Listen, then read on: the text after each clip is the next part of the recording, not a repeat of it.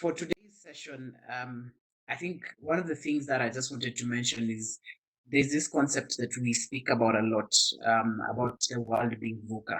And it's just about thinking about how it's very volatile. There's a lot of uncertainty, a lot of complexity and ambiguity. We just don't know what is happening in this world. And when we think about at the beginning of this year, who knew that, an invisible enemy would come and would literally almost stop the world? So if you think about it, toilet paper companies became rich, airlines became, the poor companies. Students, the school shut down and they ended up having a lot of fun. But at the same time, that means we have an issue with the education system and some pauses in people's lives. The stock market crashed, and at the same time, sports fans became loners at home. In as much as the Premier League has come back just recently. And I just wanted to start off with a quick joke. Just think about yourself if you are an Arsenal fan.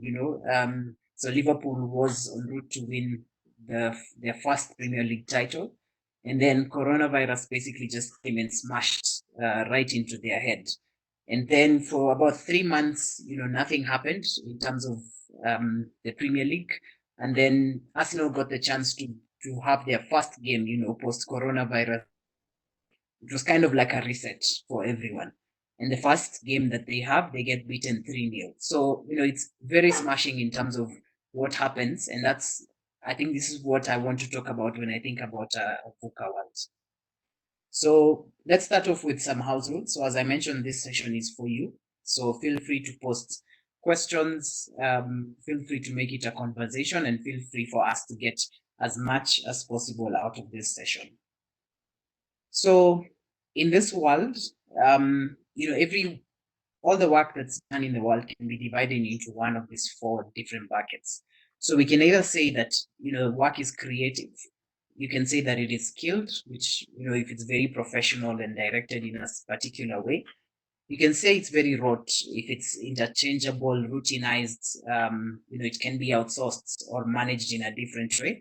And it can be very robotic, if there's a chance for it to be computerized, to be made efficient, or to be purchased.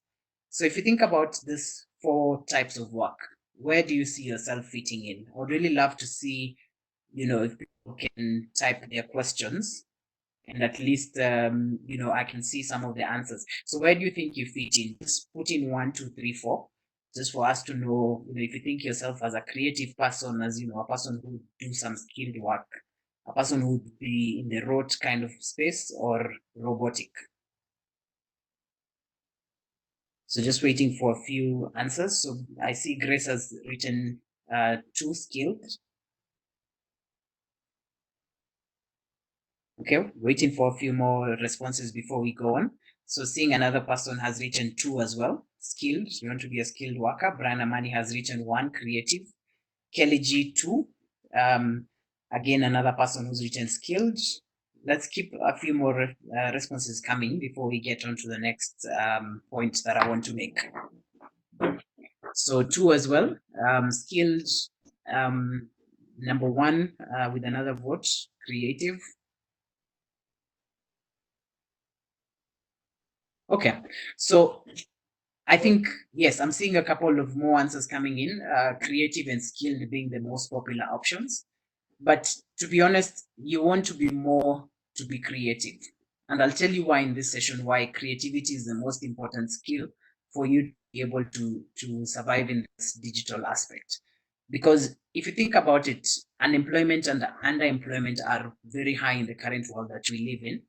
And robots are coming in and they're killing jobs. But at the same time, for every job that a robot is killing, they create another job as well, because the robot needs to be programmed by somebody. The robot cannot do all the jobs. The robot can do the job that is very repetitive, but at the same time, it cannot do the thinking. And that's where being creative is the most important skill. And I'll show you why it's important for us to think of ourselves as